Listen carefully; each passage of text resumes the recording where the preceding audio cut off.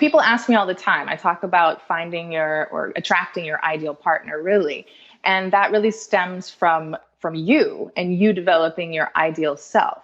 People really want that sort of cheat sheet of like, what are the things that you look for to find that ideal partner? And first of all, it's not just one person, but there's probably a limited supply of ideal matches for you in the universe. Not everyone is an ideal partner. Not 50% of people are going to be an ideal partner. So yes, it's going to be a smaller percentage. And so you have to learn what to look for. And it's based on you developing yourself according to your personality, what fits best for you, the lifestyle that you choose to lead, your values, belief systems, and generally speaking, that fluctuates over your lifespan. But usually, in your 30s, maybe late 20s, you'll sort of solidify a lot of that. If we actually did more work in the self-development part, then we would probably do a much better job of attracting the right type of people to us. I am joined by Dr. Taylor Burrows today. Ms. Burrows, welcome to the show. Thank you. Thank you for having me. I'm excited. I'm very excited to have you on as well. I'm right in thinking that you've got essentially a PhD in relationships. Yeah, you could say that. It's a PhD in marriage, couples, and family therapy. So that almost covers them all. You're a doctor of relationships. Yeah, and I like to include the relationship with oneself as well. So that's included in there too. Fantastic. How is your relationship with yourself today?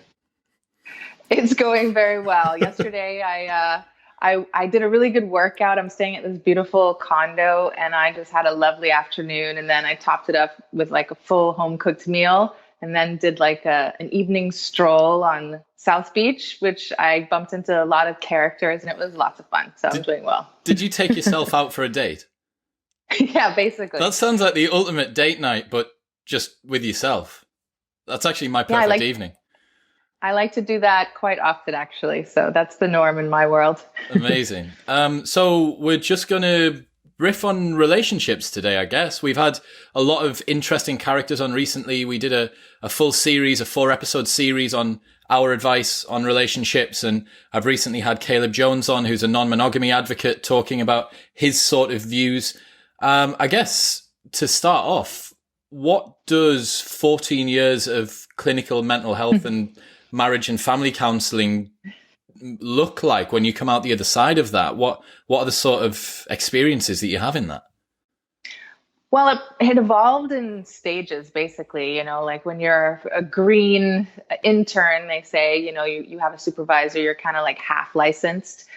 So you're more of a student, and you're kind of just learning the ropes, doing a lot of observations, and probably scared shitless to actually be in control, one day when you're front and center basically, and have to kind of cover the whole hour by yourself. So you go through this process of confidence building, really, and empathy development. And so most programs, the best ones, will mandate that you have to go through your own psychotherapy and group therapy and stuff like that. So you learn what it's like, and you also process whatever maybe stuff you have from your own life experiences. Because notoriously, a lot of therapists have been through a lot of adverse events, and if they haven't sorted through their own stuff, then it's dangerous, because then they can kind of project that onto clients. So Wow. Definitely important to do that. Yeah. Yeah, I bet it is. Yeah. Can you imagine if you had a medical doctor that had a contagious disease and then operated on you? It's kind of like that. That's exactly what it's like. You're totally right. You said that a lot of counselors tend to bring in their own problems. Is that a disproportionate amount, or a lot of people potentially taking on this role or this job? Are they searching that in an effort to kind of fix themselves? Yeah, I won't say that all therapists are damaged. What I'll say is that it is quite common that when people experience trauma, they either go one or two directions, right?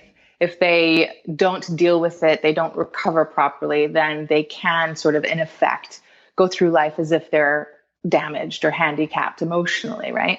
But it also has an opposite effect. If you do recover properly, if you do access the internal and external resources in order to heal, you can actually become an even better person than you were before this thing happened to you, whether it was like a singular event or whether it was just your parents sucked or you grew up in a poor neighborhood and witnessed some bad things. I mean, it could be anything that you experienced.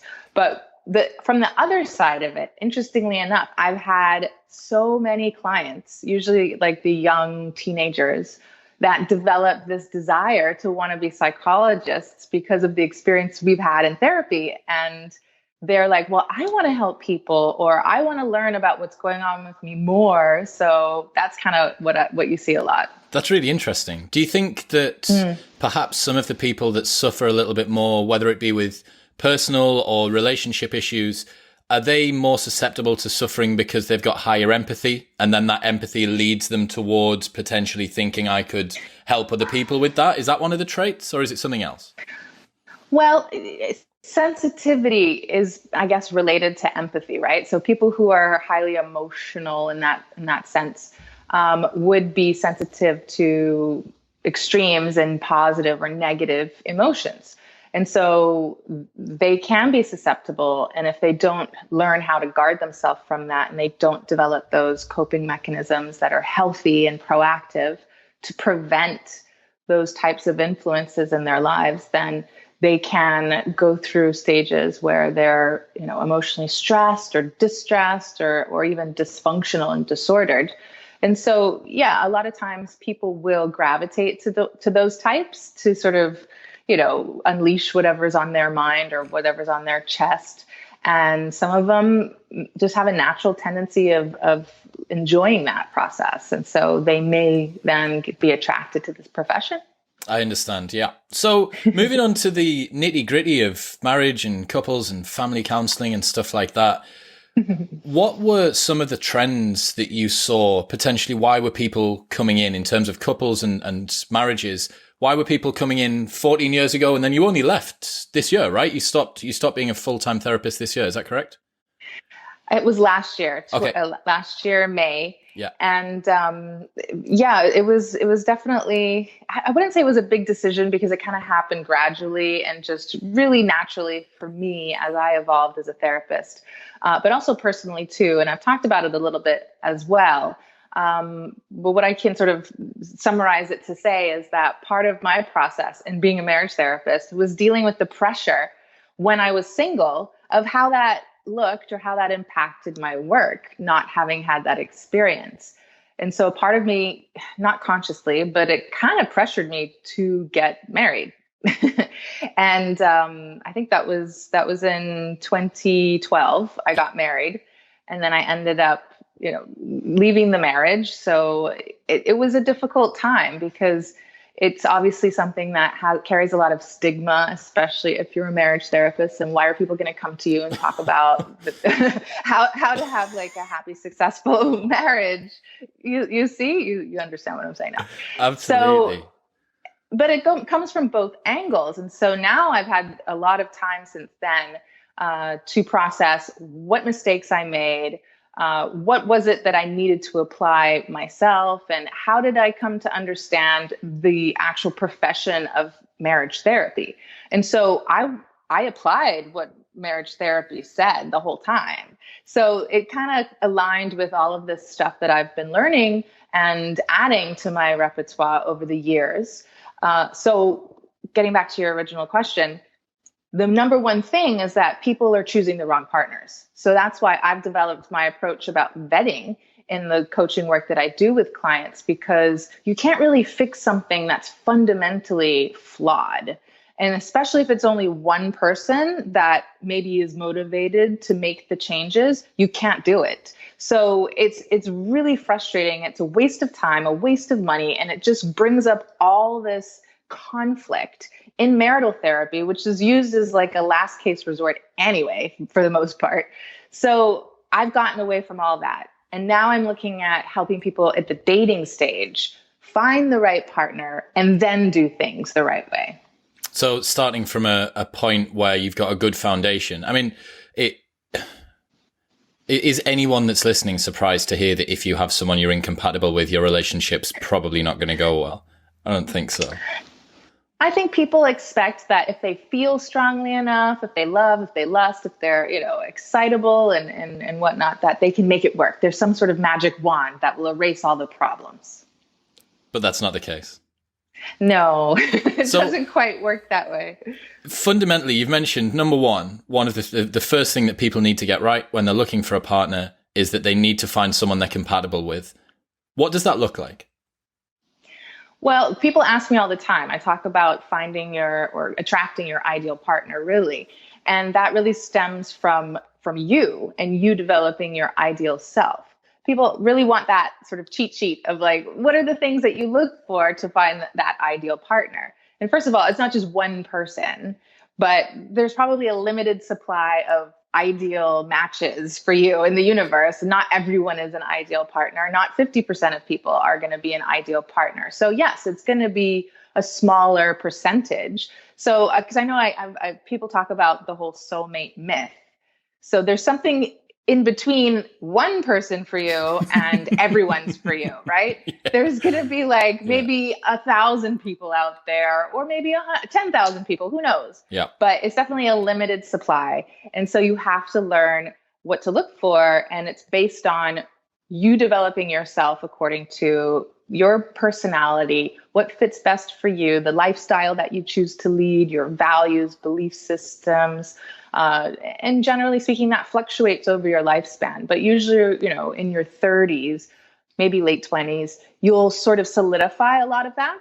And so the more work that you do, rather than spending that sort of decade of escapism and whatever you want to call it, juvenile, immature exploration, we've all been experimentation. Yeah. We've all been like there. If we actually did more work in the self-development part, then we would probably do a much better job of attracting the right type of people to us. Yeah. So I did a podcast with Daniel Sloss, who's a Scottish comedian. Have you heard of him? No, I don't think so. So he's got a Netflix special called Jigsaw, and his Twitter bio has the stats of how many breakups and divorces his Netflix special has caused. That it's not a hatred of relationships. He calls it a love letter to single people.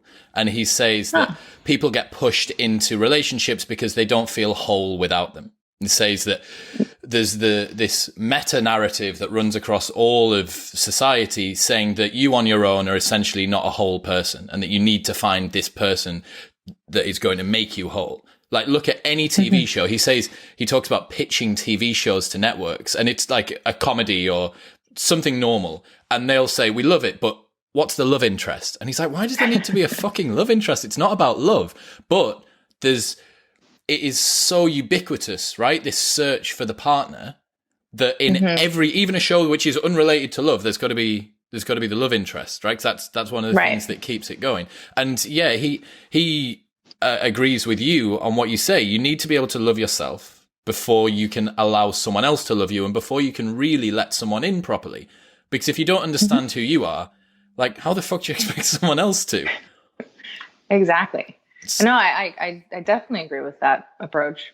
Yeah. So you've mentioned finding someone that you think is compatible. That doesn't always mean, I'm going to guess that doesn't always mean finding someone that's the same as you, right? Because sometimes like opposites can work together and stuff like that. Yeah, there's going to be issues that you need commonalities and issues that you need polarities. All right, that's so cool.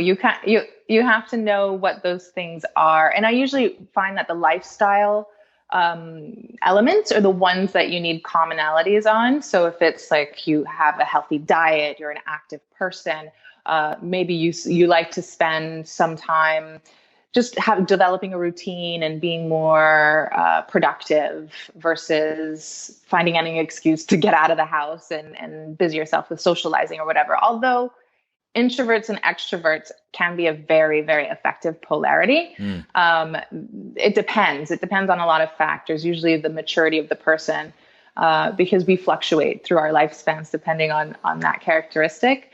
But yeah, I mean, the sexual polarity is obviously the most important one when you're talking about like chemistry and sexual attraction, desire. that needs to be really pronounced so that you sort of magnetize towards each other. And no matter what conflict is happening in the relationship, that can always be like, I mean, people call it the glue, but I like to call it the life vest. Okay. Yeah. Glue, when you're talking about sexual polarity, is a little bit more of a sort of disgusting image, isn't it? You don't want to be talking. No one wants to be talking about glue in that situation. It's too much. It's too much for an evening time. You're a visual person, I'm guessing. Well, look, I can't help it when you're using the word glue. So when you're talking about sexual polarity, a couple of people who are listening, I know, have read David Data's The Way of the Superior Man, and in that he talks about masculine essence and feminine essence. Is that what we're talking about with sexual polarity, or is it more nuanced than that? Well, we can expand on that, but it's important for, and obviously we're talking about by default heterosexual people, right? I don't really talk about the spectrum of sexual orientation. Every different iteration of sexual orientation. Exactly. Yeah. Especially when we're talking about masculine and female energies or elements. It applies to any orientation, but let's just stick to the stereotype. So it's easy to discuss this. Just to interject there, one of the things that David says is he believes, and I'd be interested to hear your thoughts on this, that even in same-sex relationships or even in non-monogamous relationships, he is pretty certain that the masculine energy and the feminine energy still manifests itself. Two women, two men, a man and a woman, or two men and two women, or however it works. There's every different version of stuff that's going on now. But he's still pretty certain that in terms of sexual attraction, you have a masculine essence and a feminine essence. And sometimes they switch, but he's pretty certain that's the basis of sexual attraction. Is that true in your opinion?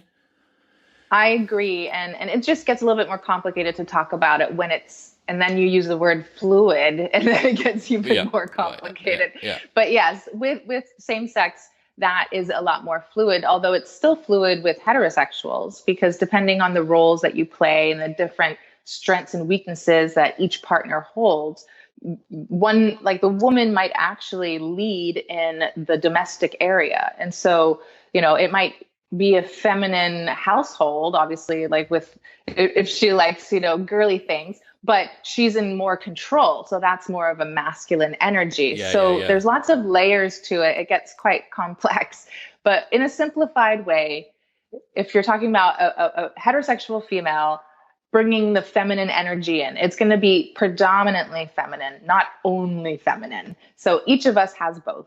And then the masculine having more, the man having more of the masculine energy. And so the more that a man is comfortable and confident bringing forward and living through that element of masculinity, and same in reverse with the female in her feminine, then that's going to be literally attractive to each other. I understand. So we've got choosing someone that is compatible with you. And you mentioned lifestyle. I think it's so overlooked, right? Because it doesn't sound romantic. Like, to talk about the fact that I like to go to the gym and you like to go to the cinema is like the least romantic thing that people believe should impact on a relationship. But the bottom line is it's a practical consideration. Like, if I'm going to spend 15 hours a week in the gym and you're going to spend 15 hours a week cooking or with your friends or doing whatever it might be, there's just less time to spend together. There's less stuff going on. So it's like a practical consideration, right? The routines and the compatibility in terms of what you're into. Yeah. And you don't have to share interests, like all commonalities. You can have differences so that you have time alone and apart, which is healthy, but you don't want it to be predominantly separated. And so I think that's what you're talking about. And it reminds me of when I think I was probably like 17 or something. I went on a trip to Switzerland with my boyfriend at the time. And we were together for like 5 years. And he's Swiss, he's still Swiss, but he's not still Swiss. He's recounted being Swiss after he split up with me. But I went, and he was very, very active, and I'm active now. But at the time, I wasn't that active. And so we would leave the house for the day, and he would go climb mountains and hang out with goats. And I would go to the most beautiful, picturesque tree and sit underneath the shade and write in my journal and take pictures. Well, it's just For some people, maybe if they live their alone time, that might work. But it makes for a bit of a wasted holiday together, right? Apart from the fact that you're sharing the cost of the hotel room, like you're not really making the most of the trip. Right. I mean, it's okay if you do that, like I said, in small amounts. But if you really don't have a way to create that compromise with each other, and you don't have a general lifestyle that is shared, then it's going to create a lot of problems, a lot of resentment, a lot of power struggling. But again, it's all kind of coming back to that complementarity between the two people. So when you complement each other, you're not going to be stuck in a power struggle, because you're going to basically have a default mode of decision making and problem solving, where the man would take the lead if he's more of the masculine and dominant role, and the woman is more feminine. So when you have that, it's almost like whatever your differences are should be no big deal. So there are sort of layers where you start with the real fundamental one when you're vetting, like, can you fit together at least on this basic premise? Yeah. Well, and then you escalate up and add all the other layers to see if you work well together. Cool. So we've got finding someone that's compatible in terms of our interests and the way that we're going to spend time together. Then we're talking about sexual polarity, making sure that there's some sexual chemistry there. What's next on the list? Where would you look at next to ensure that we have a healthy relationship? The values are so important. You got to know the politics. You got to know various things about morality. If you're conservative, if you're traditional, if you're family oriented, or you're more like an individualist. A lot of things too. Like some people just it's almost like it's kind of a blend between values and lifestyle, but your vision for the future. You have to have that shared vision for the future. So if you want to have a white picket fence with 6 kids, then you better both want that. And if you don't, then don't escalate the relationship. Yeah, if one of you wants to go traveling around the world. Exactly. Yeah. So you have to establish those things. And unless you're, hooking up on Match.com or something, you're not going to be filling out some inventory. You actually have to talk to the person over time and have discussions about various topics. And you don't really want to give them the sense that you're interrogating them, but yeah, right. there may be certain bullet points that you're looking for. But you do it skillfully and in an appropriate way that you can at least enjoy the time and it doesn't feel like a job interview. I get you.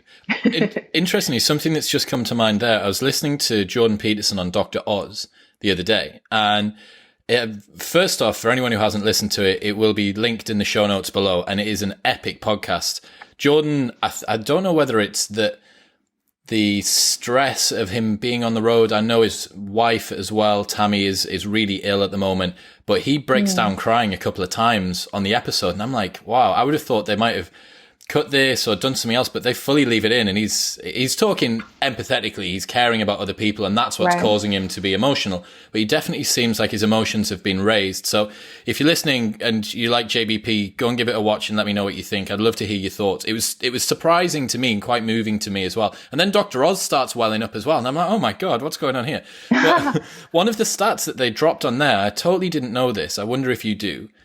Apparently, living together before marriage increases the likelihood of divorce. Have you seen this statistic? I've heard about it. I don't know how I feel about that. Is that true in your experience? Well, I haven't really had a lot of people that didn't cohabitate before they married, so it's hard for me to compare. But when we talk about getting to know someone and compatibility and all those kinds of things, it is really important to have novel experiences together. Like if you want to travel, you want to endure some kind of stress so that you can see how do they handle those crises and how do you work together as a team. So if you're not going to live together, then you better be manufacturing some opportunities to have that sort of context where you have to come together as a team and manage the situation. That's a really good point. It's so I couldn't believe it when I heard it. I was like, well, no, of course, you got to live together. You got, like, it's par for the course, right? You move in together, then you get a dog, try the dog out. The dog's like a miniature version of a human. And then if the dog works, if the dog's okay, then you're like, right, well, we might try for like a proper one. We'll get a kid, and then you maybe get another kid. Like that's the linear progression, right? The progressive overload of a relationship. But yeah, the stats seem to be pretty robust. And the justification I think that Jordan and Dr. Oz had was the implication for the rest of the relationship is that I'm going to try you on before I commit. And it apparently, according to them, allowed a overarching narrative of disposability and the fact that it's going to be, I'm going to see how you get on. And if this doesn't work, then I'm going to go somewhere else. I naturally, it doesn't, that's not how it seems to me. But then I also haven't looked at the stats. So it's an interesting one. I bet you it's measuring a lot of other things simultaneously that we're not getting at. And that's basically the whole premise of how I approach working with people in order to create healthy and successful relationships is make sure that you're not, with someone who's basically withholding stuff. It's like a conditional love or commitment. A lot of people in modern times, especially in North America and whatever, they're really trying to look out for themselves, and they aren't committed. And if something goes wrong, they are willing to get a better model or a version of a lifestyle that maybe will work better for them, rather than doing all the hard work before. And then once you actually escalate to the point where you're willing to commit to that person, that's it. Like you've done all of your homework, you've vetted, you've compared your options, you've established who you are and how you're going to manage any kind of critical sort of juncture that you would reach with that person. And you're going to come through it on the other side. Whereas most people just sort of jump first and then figure it out. Yeah. I wonder how many people that are listening can see in themselves in previous relationships that they've got into, that they've entered it with one foot already out of the door, just in case. And I know that, and it's the same for me, right? Like it's a protectionist strategy against being hurt. Like opening yourself up and making yourself vulnerable it's a scary thing to do. And by having one foot out of the door, you've always got in the back of your mind, oh, well, I wasn't that bothered anyway. And you're like, well, if you continue to roll that model forward for long enough, it's always not going to work. And you're always going to say, oh, well, I just can't find the right person for me. And you're like, well, hang on a second. If you actually ended up committing, you might have had 3 relationships, 5 relationships, or 1 relationship, which was perfect. But because you're there with one foot out the door, like, well, what chance are you giving it? And trust, I think, is one of those factors that gets sort of misused or ignored, neglected. And I find it's really important to develop that trust from the start, very gradually and over time. People rush relationships a lot. And so, if you start dating, whether it's, I don't know, people refer to dating and with different definitions. And I did a little poll the other day on what it was, but it seems like the majority of people agree that dating means one person exclusively. But there are about 30%, or the people that I polled, it was like 1,000 people, said 30% said it's multiple people, 60% said it's one person. So we do need to make sure we're using the same definition. That 60% are really angry at the 30%. And that's exactly where this no man's land. So we said it before in the UK, I don't know if it's the same in the US, it's called seeing someone. So seeing someone is after casual sex, but before an official relationship.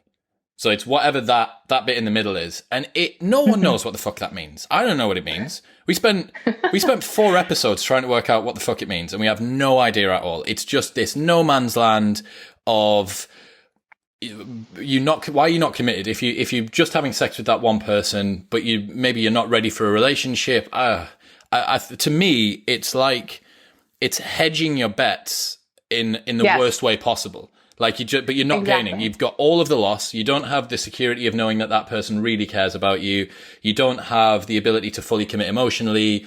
You've got sex on tap, but you could have had that anyway. And I just think it's a dangerous waters to swim in. If you're seeing someone and you're listening, beware. There's sharks in those waters. Okay, so just watch out. And I encourage women when it doesn't mean that there's multiple people involved from the man's side, but maybe there's ambiguity. They're not sure what quite they're dealing with, but their values are to be exclusive, to be monogamous. I encourage women to stick to that. As long as you're vetting the man and you're feeling like you're still curious, you're still interested, you still want to more time with them, give trust, give exclusivity. Do not hedge your bets, because that is sabotaging the relationship. No matter how you look at it, it's always going to sabotage the relationship. Yeah. So men and women are a little bit different. I think they have a little bit more leeway, the men, to sort of hedge their bets, I guess. But I don't think that it's the best solution for in the long term. I think that if you keep that to a very short period, just to make sure the basic foundation exists between the two people, like you make your choice and then you go into an exclusive sexual relationship with that person. But a lot of times people are holding back trust or holding back the attachment or emotion until they know for sure, as if there's some kind of destination that they're trying to arrive at. Yeah. Like you must be this tall to ride the roller coaster. You must have been together for this long for me to be exclusive with you. And the worst thing is that if you've had that basis, if you've created the relationship on the basis of you sleeping with other people, like, what if it comes out at some point? Like, what if you get rumbled that, and it's happened, like lots of the guys that I work with have had this situation where they've done something towards the beginning of a relationship and 6 months, 1 year in, their girlfriend's found out. And it's like, well, you didn't tell me. It's like, well, we weren't going out. That situation, you didn't tell me, but we weren't going out, is never, ever going to be reconciled, ever, in the history of ever. Like, it's just always going to get brought up. Well, what else are you keeping from me? One person's going to say, well, I didn't need to tell you because it wasn't time, we weren't exclusive. And the other person's going to say, well, I don't trust you. Fucked. Fully fucked. Yeah, and I'm trying to hammer this point home a lot lately. Keep hammering away, Taylor. Come on. I think it's so important to stand by. It's really the easiest way to exist, to not have anything to hide, to be direct, to be clear, to be straightforward from the beginning. Even when it comes to, even though I promote exclusivity, even if we're talking about non-exclusivity, just be ethical about it, be upfront. You're still vetting your partner. It's the same process. It's just you're looking for someone who is comfortable and values non-exclusivity. And so the two of you can go about your business doing whatever it is that works for you and be open about it until you decide, I want to be exclusive with you, if that's where they're going, which developmentally, you're talking about sort of pressure in Hollywood and media to have like this love story. I do believe that naturally the progression in humans is to be together. I don't think it's about being a singular individual for your entire lifespan, but you're not incomplete as an individual. You're in process. And it comes a point in time where you kind of reach a plateau of who you are, even though you can kind of have novel experiences and kind of tweak this and tweak that and always be striving to eat better and sleep and do all the exercise and all of that stuff, you do kind of end up plateauing. And it isn't until, you find that and attract that really great partner that challenges you and draws like good and bad and complexity out of you. And then you develop a family and start to bring forward that legacy, that you really get to that different type of love, of service and commitment and loyalty and all that. That's a really good point. I can certainly see myself. So I'm 31 and I'm single, and I can certainly see myself, what you're talking about there, that you can continue to have your adventures in life and kind of keep yourself interested. I've just come back from America. I did a 4-week road trip with one of my good mates in a 5-liter soft top Camaro going across America. Like, oh wow, awesome, cool way to do it. Yeah, but you're right. That is a different flavor of all of the other adventures that I've had so far. I'm still on whatever level this level is, level 1 or level 10 or level 100. But to get to level 101.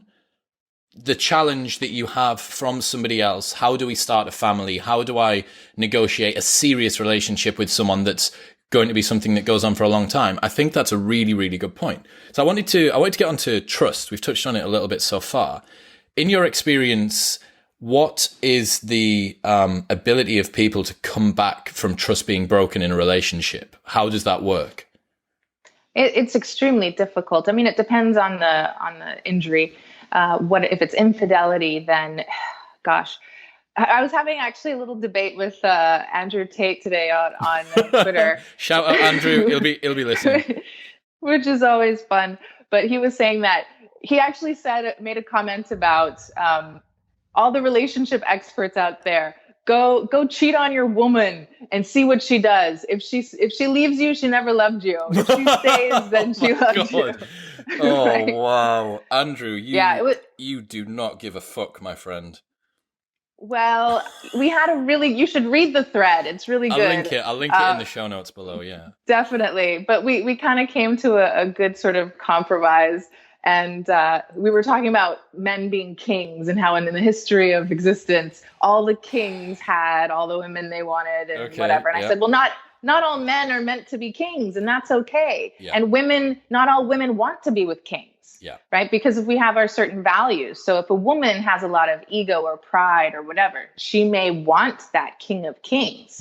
But what I guess I'm a regular woman, but I think I'm pretty cool. Like what I'm looking for is a man that I can develop my own sort of empire with. It's not an actual kingdom that's going to be ruling people. I want my man to be my king, and that is what matters to me. I don't want to be worried about infidelity and having to share things. Like that's not my value. So that's why I'm about exclusivity and monogamy and creating a family that has honor and integrity and trust and all of that. So people have choice. So it's not just, we're not just ruled by our biology. We have, morals, we have, all the sort of sociocultural implications that influence our behavior. So to just say and rationalize all of this hedonism based on biology is just, it's kind of an excuse. It really is. There's a lot of moving parts here, isn't there? So the Caleb Jones episode, a lot of people that are listening will have heard that, and it was super interesting. If you haven't heard it, I'd implore you to go back and listen. It's a challenging thing to listen to hear the argument for non-monogamy. It was challenging for me, right? Like to think, okay, so I love this person, but in some other version of the world, I'm going to give this non-monogamy stuff a crack. And I'm going to try. But I have to let someone that I love sleep with whoever she wants. And I'm like, immediately it just gives this juvenile, visceral response. And I'm like, I'm only trying to do this rhetorically, and I haven't got past the first fucking hurdle. So how people do it in the real world is beyond me. Also, some of the listeners may be thinking, I wonder what happened to Aubrey Marcus. You mentioned him a couple of times on the Caleb Jones episode. Well, let me tell you. Unfortunately, Aubrey and his wife Whitney announced that they were transitioning their relationship on Instagram the other day. But in case you're interested, they did a full podcast about it, which shows everything that I mentioned on the Caleb Jones episode about why I thought that relationship was doomed. And that's a callback to a couple of other points, but here's a point for you. Here's a piece of relationship advice that I'm sure that you can get on board with, Dr. Burrows. If you are breaking up with someone, do not do a podcast about it with them. That's fuck me. Everything in Aubrey's life at the moment is like just used as content. It's madness. But yeah, I think the thing about the kings thing, there's two types of kings, right? Or there's multiple types. There's a tyrant, and then there's the noble, virtuous king.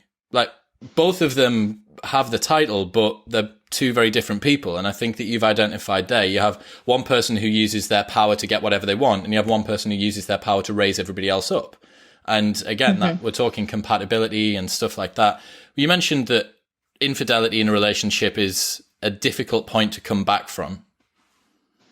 Yeah. So you might not know where you stand on that until it happens. Right. And that can always be very difficult. So you might have a person who just wants to put their head in the sand and not really deal with it, just deny it, pretend like they don't know. And go about their business. It's just easier for them to that's basically their psychological coping skill is denial.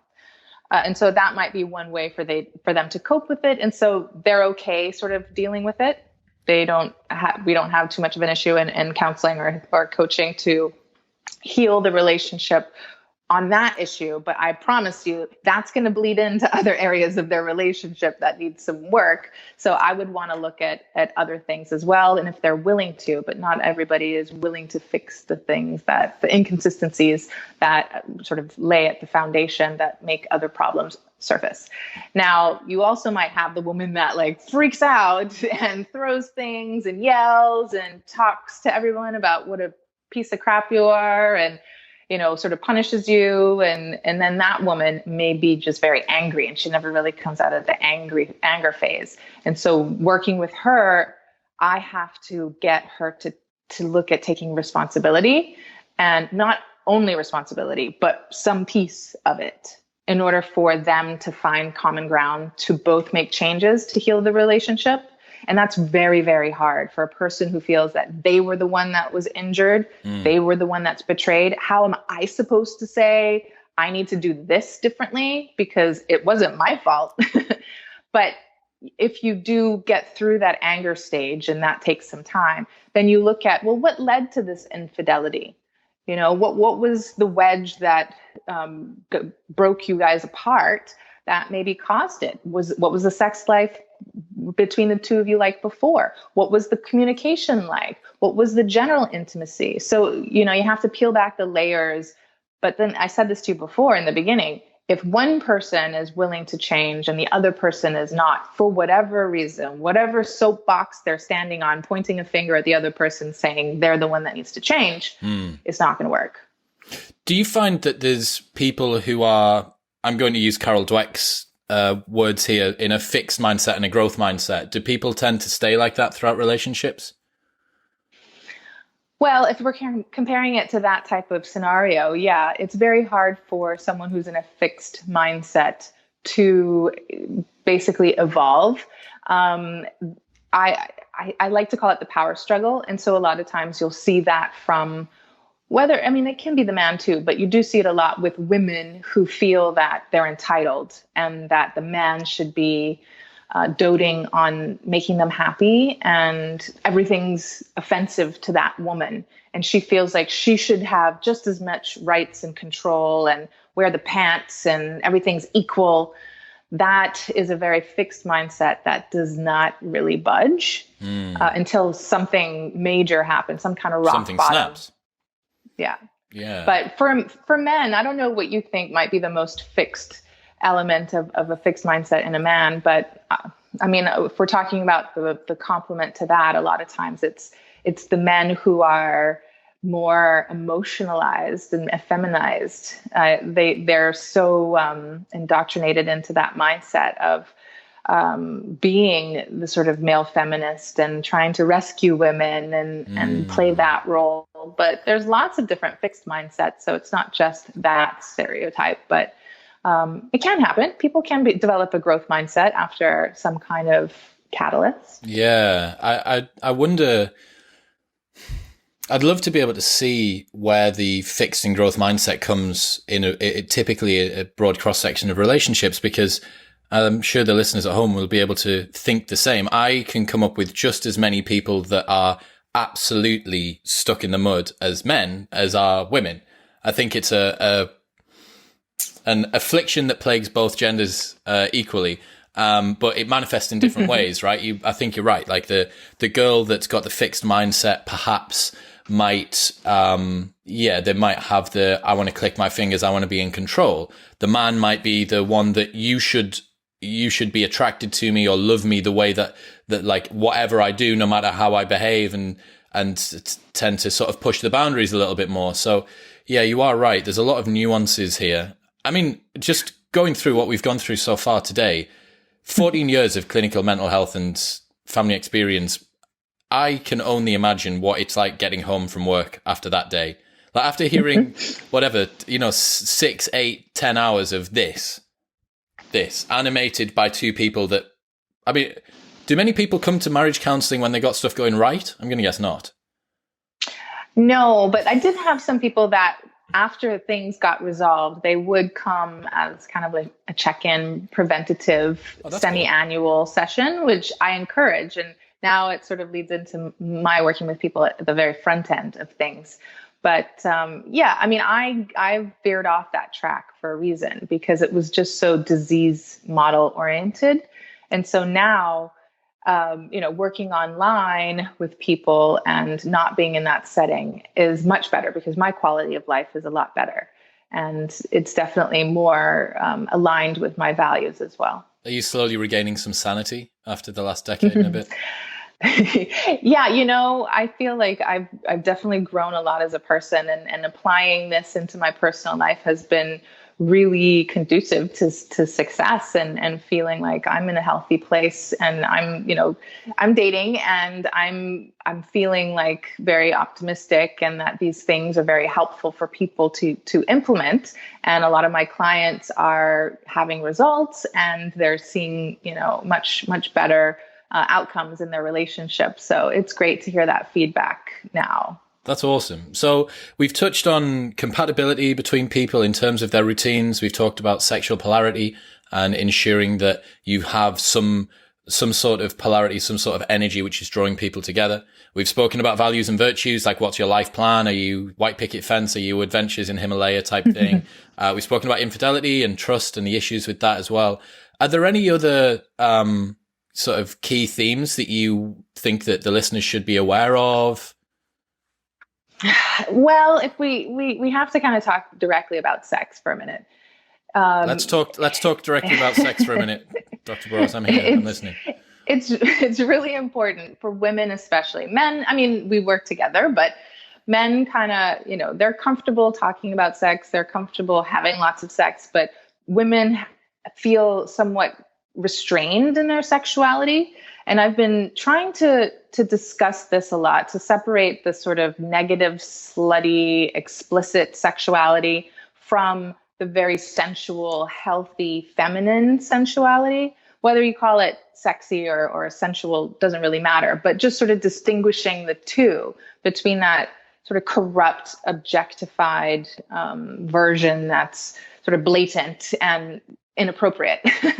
So women have been sort of inundated with this image. And even with men, they kind of do the same thing. They split their images of women into, the virtuous, was it Madonna, and the sort of slutty, Madonna, yeah. Right? Like the sort of having the slut, and then the pure version of a woman. And basically women have been doing that in a way that they choose one or the other. They're not really integrating both archetypes. I mean, there's more than just the two, but if we just look at those two, women are sort of rejecting the explicit sexual element and trying to be very demure, or the opposite. And so trying to integrate those two is a very difficult process for women because there's so much stigma attached to it. And we talk about promiscuity and sexual liberation, and nobody really knows what to do. And then women are judged if they've had too many sexual partners, or if they're too seductive, or their dress is, too, exposing of themselves. So learning for women how to be selective with their sexual partners, and yet be very open and free with their sexual partners is a very hard process. And I think it's important to address, whether I work with women one-on-one or I work with couples, for if you have that trust in a relationship, right, then you're going to have a much better time exploring that complexity, because you should feel that your woman is, honorable, and she's committed to you, and you don't have to worry about her doing anything inappropriate in a sexualized way with somebody else. But with you, she should be more open and adventurous and be able to be comfortable in her body and basically explicit. So you have to really accommodate that growth and be growth, to have that growth mindset there, Isn't it strange that when we're talking about the female sexual archetypes, that being capable in bed is also lumbered with the same label of being promiscuous or being a slut or whatever the term is? Isn't that weird? Yeah, it's something that we don't really feel comfortable talking about. And so, I mean, I'm not like advocating for us to talk about sex with children, but I think it is important for women to be able to talk about it with their partners. If they're feeling shy or if they're feeling uncomfortable or unsure about things and why, and for the man to be able to have that intimacy with her, to make her feel comfortable, to make her feel that it's okay. And, you have to be prepared, because then you have to sort of still see her as a mother if you have children, but then she's your hot, sexy lover behind closed doors or whatever. There's a lot of roles, a lot of masks that women have got to play, haven't they? Like the man kind of, if we've got, again, typical masculine, feminine energies going from the ways that they mostly do, you've got the man, and the man's kind of always doing that, right? Like he's fixing the car, he's picking the kids up off the ground, he's going to work, and then he's coming home and he's having sex. Whereas the mother needs to be a lot of different roles, right? I think that's maybe one of the issues where you've got that they need to spin a lot of plates. And if they're not, and they're repressing that, that's what happens too in the demise of a relationship. Is she will do that. She'll sort of see her husband as the protector, provider, and then she'll start fantasizing about the sexy gardener or whatever, right? Mm-hmm. So if you don't address these issues early on, starting from when you're dating, then they're going to create these cracks in your relationship that are going to create like this sort of risk for all those types of outcomes. And being able to, it's almost like you have to have that rhythm and harmony and be in sync with your partner so that you can kind of be really hyper like sexual with them, but then also talk about day-to-day logistics and the boring stuff. Yeah, but we've run out of milk and we've run out of bread, and it's your turn to clean the toilet. Like, yeah. And come over here, sexy. I need some of that. Yeah. Like you have to be able to. Difficult discussion to have. It shouldn't be, and it's fun. It's playful, and that's what keeps the spark alive.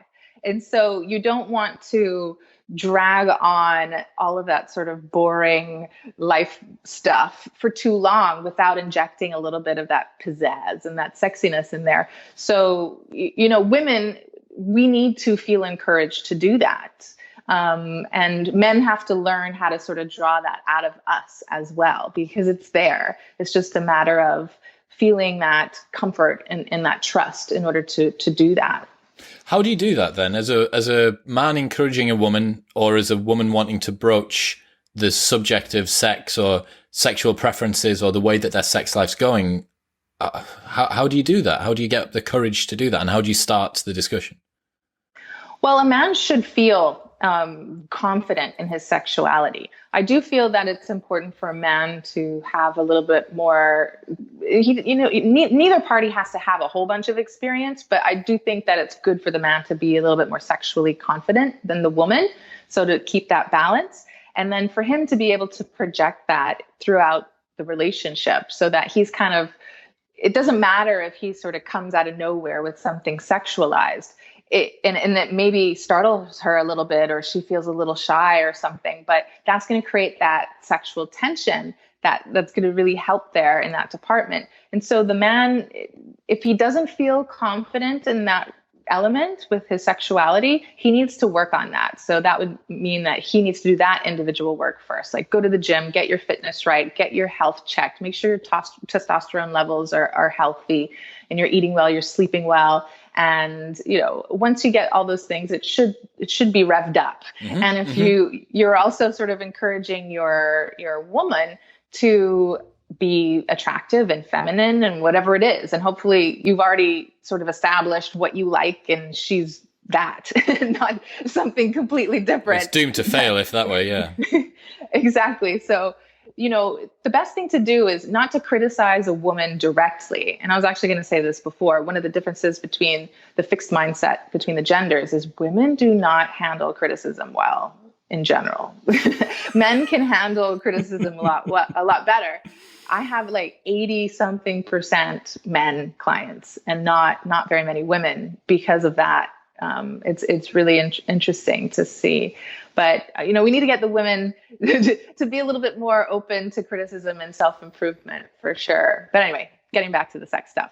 So, with men, as long as they're improving those elements and making sure that they have what they need in order to be virile, then they can encourage their woman always, instead of criticizing her, encourage her positively. So reward and reinforce the positives. Like if she wears something and you think she's really hot, like give her that attention. Attention is like that really powerful currency with women. So be seductive with her, buy her flowers, take her out, say lovely things, whatever her love language is and her personality dictates. You want to reinforce those positives. And then on the flip side, if you do see negatives, instead of directly criticizing her, pull back, right? So you're pulling back on the attention instead of punishing. You're just taking away the rewards, and use external references to point out the negatives. So like if you see a woman wearing something really ugly, or her hair is short and unattractive, or whatever it is, say, oh gosh, I wish she had much longer hair. She would just be so sexy if she would do this. That's a way to externalize it from the woman. And the woman's like competing and saying, oh, well, I do that. I better get a nice dress then.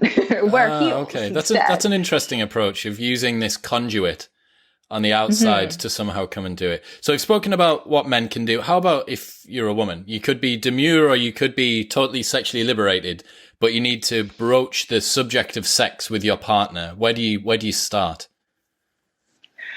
I think you just talk about it. One thing that came to mind, though, that when you asked that, I have a very split opinion on masturbation, because I know this whole no fap thing is like a really popular, controversial topic. Do not get me started on no fap. Taylor, we will be here for the rest of the evening.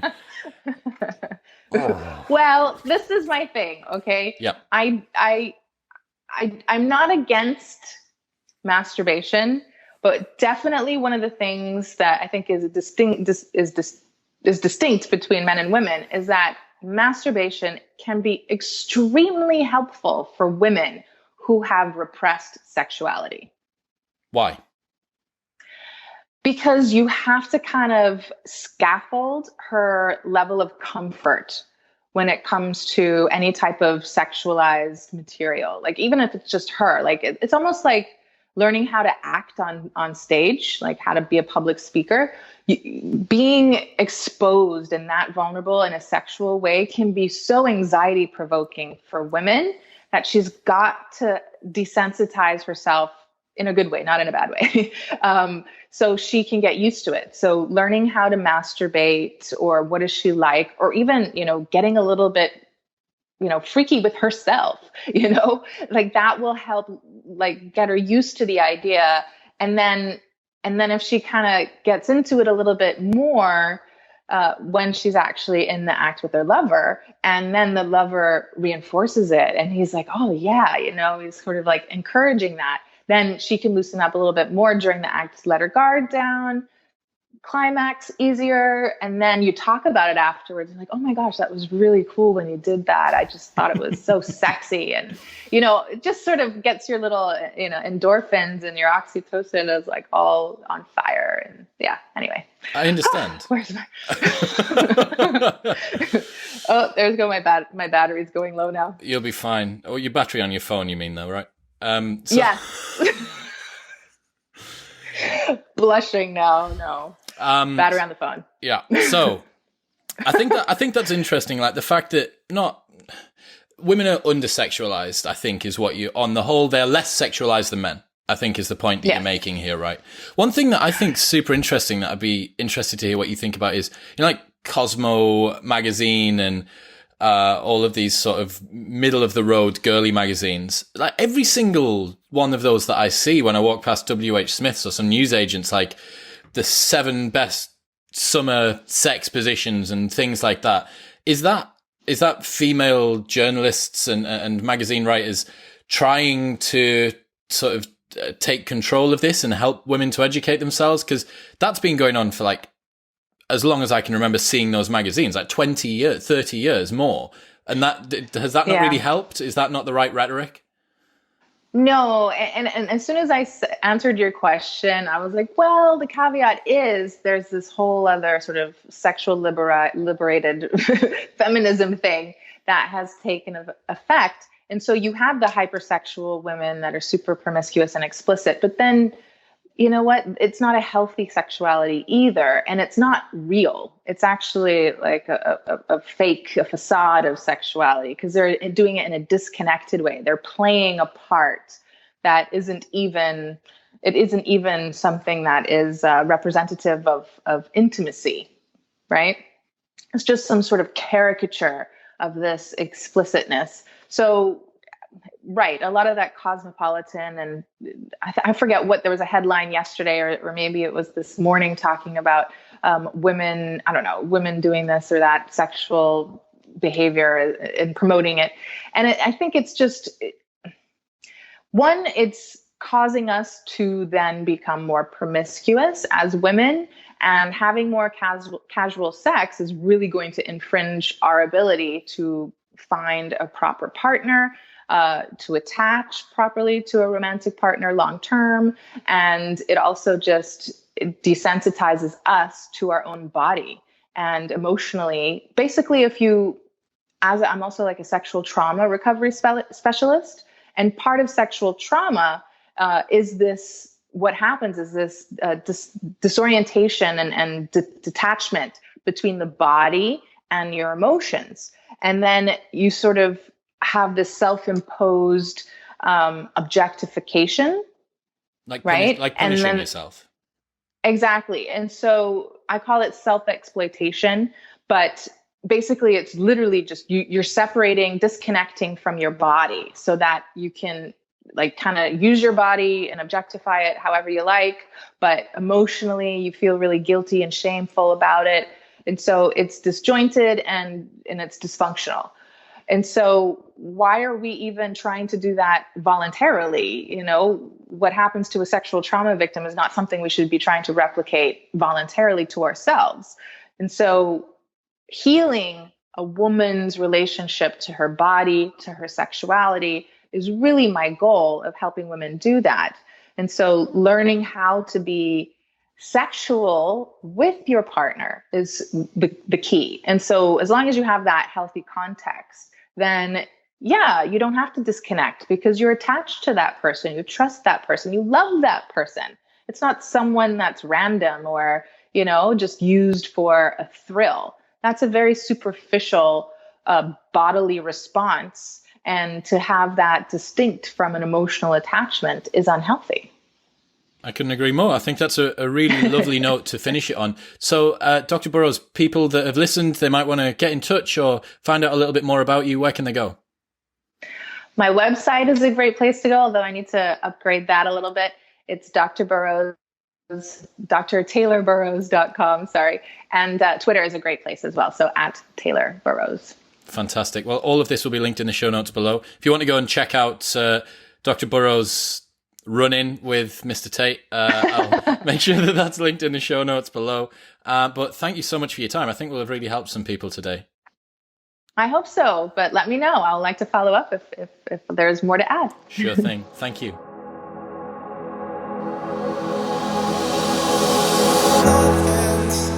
Yeah,